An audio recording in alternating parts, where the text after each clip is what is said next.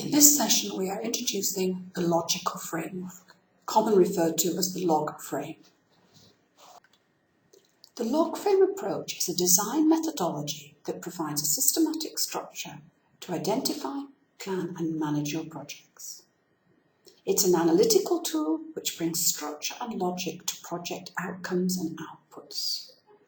It also is a management tool as it provides a consistent framework to monitor the delivery of agreed outputs. You can therefore see that log frame has several advantages.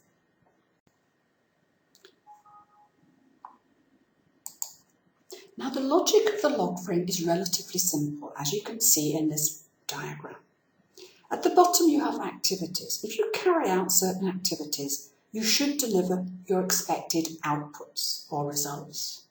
Those outputs should deliver the outcome, and the outcome should contribute to the impact. If you find that your outputs will not deliver your outcome, then your logic is flawed. If, by the same vein, you find your activities will not deliver your outputs, again, your logic is flawed.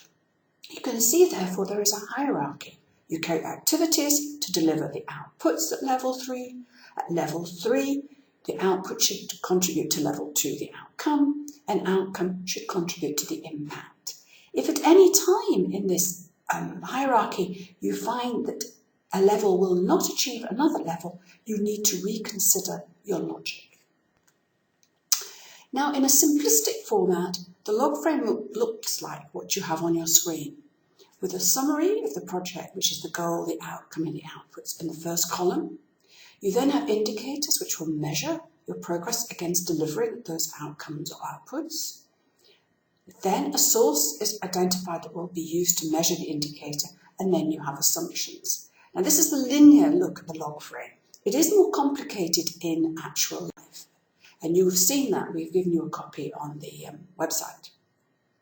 Now, the logic is the same for anybody doing any form of logical framework or results matrix, but the language is different. We'll be focusing on the language used by DFID, which looks at outputs, outcome and impact. But for example, the European Union looks at results and then strategic objectives. It does not look at impact or other levels. The US government, on the other hand, has results, immediate objectives, then overall objectives. But the issue to remember here is, irrespective of the wording, the logic is the same.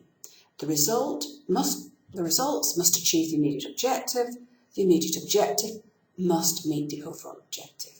Now, when you're preparing your log frame for any proposal, you must check the log frame for the donor to decide to check what language they would like to use. The advantages of the log frame are that it provides a logical structure which is coherent and systematic. It brings structure and logic to the relationship between the project outcome and outputs, and this is critical. Will your outputs deliver the outcome? If not, your logic is flawed. It provides a consistent framework to monitor the project activities and results. Used intelligently, the log frame can be an aid to thinking logically by asking, if we do X, will it achieve Y? Why? It can be an aid to management, but it cannot be a substitute. It can help you, but it cannot substitute for good management practice. Some of the challenges that have been identified are that it can be too rigid a framework because it's linear. And because it's linear, it's too difficult to show everything and all the relationships in that linear presentation. Weak problem analysis can result in a weak log frame. So if you get your problems wrong, then your objectives will be wrong, and then your logic will be wrong. Again, there's no substitute for additional technical institutional analysis. This is very important. You still have to do the up-to-date, looking at the evidence and looking at practice in other countries and around the world. It is not a substitute for good management, and nor is it a blueprint or fixed in stone. The log frame should be reviewed regularly, and revisions will be required to keep it a living and useful framework. So our steps in developing a log frame will be as follows. Stakeholder analysis, develop a problem tree and objective tree, then you define the project elements and put them into the log frame matrix. Fourth step is you define the indicators and develop an M&E plan. And finally, you'll be assessing the assumptions and carrying out risk analysis.